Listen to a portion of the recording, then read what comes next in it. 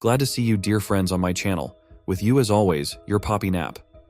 Today we continue to explore the game world of Poppy Playtime to solve all the puzzles that the developers of the game have given us, as well as to answer all your questions. As in past videos, I'll try to help you figure out all the things that may have misled you, and we'll also try to build theories around some of the characters. In the previous videos, we have analyzed the fates of almost all of the main characters, but what about the rest of the monsters that did not play such an important role in the game, but also had a huge impact on the plot of the game?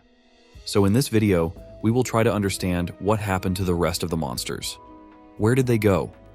So to find out, watch this video to the end to stay up to date with new developments from the Poppy Playtime universe. Sit back and make yourself comfortable as we get started. From the very beginning of the Poppy Playtime franchise, we already know a large number of monsters, of which we can distinguish 3 main antagonists. There are also a lot of secondary monsters that in one way or another affect the plot. And of course, there is the main recognized villain. On the expanses of YouTube, everyone parses the fates of only those who showed themselves more vividly than others in this or that part of the game. But what about the others?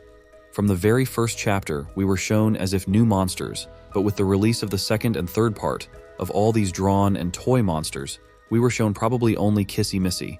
However, it should be noted that some of these monsters do exist in the game, as full-fledged characters. But we didn't see them in the main story, but they were on the Mob Entertainment channel or appeared in another game called Project Playtime. So where are they now? Why didn't the developers add them to the main story even as secondary characters? Should we expect them in new versions of Poppy Playtime? These are the questions we will try to answer today. Let's start probably with the most expected character, who would take the place of one of the main characters when appearing in any part of the game. As you have already guessed, it is Boxy Boo. In principle, we can probably consider that he appeared in the third part of Poppy Playtime, because we saw him on that VHS tape called The Hour of Joy. On this particular tape, he played the role of one of the main monsters, alongside the likes of Huggy Wuggy, Kissy Missy, Mommy Longlegs, Minnie Smiling Critters, Miss Delight, and of course Catnap. So why wasn't Boxy Boo added full-fledged in the third installment of the game? Yes, because there are already a lot of monsters and almost all of them play the role of bosses. Maybe he would have just got lost among them. But you ask, and why did they put Huggy Wuggy, who was the main in the first version of the game? Well, firstly, Huggy Wuggy is a symbol of Poppy Playtime universe, and secondly, he was given a very small role because in the third part he appears to us only as a hallucination, and Boxy Boo already exists fully in Project Playtime, where you can run away from him, or even run as him, as you prefer. That's why he wasn't in Chapter 3. Boxy Boo is one of the first successful experiments, and it is also believed that he was created to neutralize the Playtime Factory employees who have secret information. One of the old tapes where Boxy Boo eats one of the employees alive in the basement allows us to think about it. You ask, should we expect it in the new version of Poppy Playtime? That's a moot point, because Boxy Boo appeared in Project Playtime, which was announced before the release of the third part of Poppy Playtime. There are only 2 outcomes. Either Boxy Boo is alive and we should expect him in the new version of the game, or he was killed, but why he could have been killed. Probably Prototype killed him because Boxy Boo didn't want to obey him, because as we have already learnt, Boxy Boo was created to kill some employees, and because of that he was not very controllable, which didn't suit Prototype. We will be able to find out only after waiting for the new version of the game. The dinosaur Bron is not less interesting character. We expect him since the first part of the game. Bron we know as Experiment 1199, so we can safely say that it is a full-fledged character, but in the game we saw him only as a toy. However, he doesn't exist only as a toy, because on Mob Entertainment channel there is a VHS tape where we are shown how they put various experiments on him. A man named Thomas Clark, who suffers from an incurable disease, decides to give his body in the name of experiments for the Playtime Factory, and his organs are transplanted into a dinosaur toy. But what's next? Because on this VHS tape we see that the toys were very hostile to Bron, after which he was placed in a separate cell so that these attacks would not be repeated. So apparently he is alive. We can only wonder if Bron survived the Hour of Joy?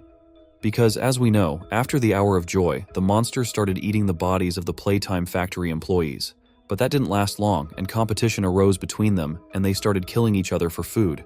And as Bron was a brand new experiment, his size was relatively small, and I don't think he would have been able to defend himself against the attacks of the larger monsters. I can only assume that Bron was not like the rest of the monsters.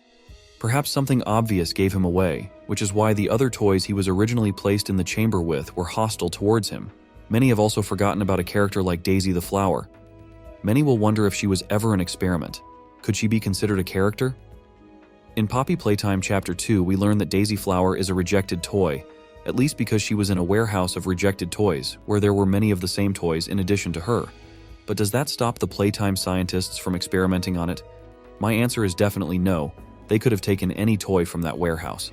But for now, all we know about Daisy is that she's a reject. Although we may have spotted her in the trailer for the second chapter, but as far as I know, she was simply replaced in the end. I dare to suggest that Daisy is not even a monster. It's just a toy that was never experimented on, because she doesn't have a number assigned to her, which indicates that toys have been experimented on. Many people will say, but Daisy even has her own full poster, which we could see in Poppy Playtime Chapter 3. But I believe that Mob Entertainment tried to develop a monster based on the flower toy Daisy, but apparently it turned out unattractive, and so they decided to abandon it, and the finished poster was added to the game to mislead fans. More reasonable explanation I cannot see yet. So most likely we will not see such a monster as Daisy Flower in the game. And what about the other monsters?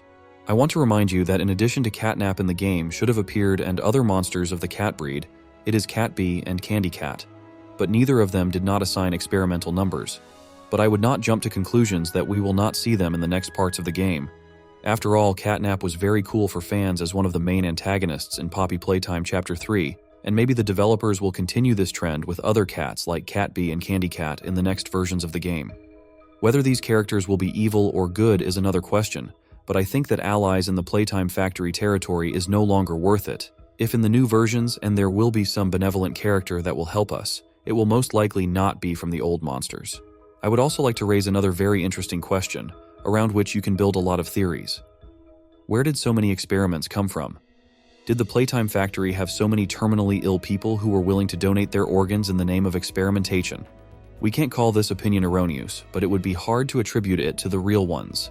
To all this, in the third chapter of Poppy Playtime, we learn that these terrible experiments were conducted on orphans, and without their consent. A vivid example of one of such experiments is Catnap and his unwilling donor, Theodore Grambell. No one is responsible for these orphans except Playtime, and indeed, no one will ever know that anything has happened to them because they are at the complete disposal of Playtime under the leadership of the ruthless Dr. Harley Sawyer.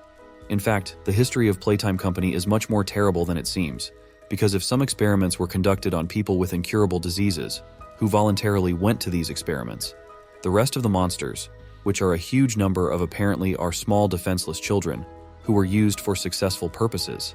So what's your opinion? Where did all those monsters go and what could have happened to them?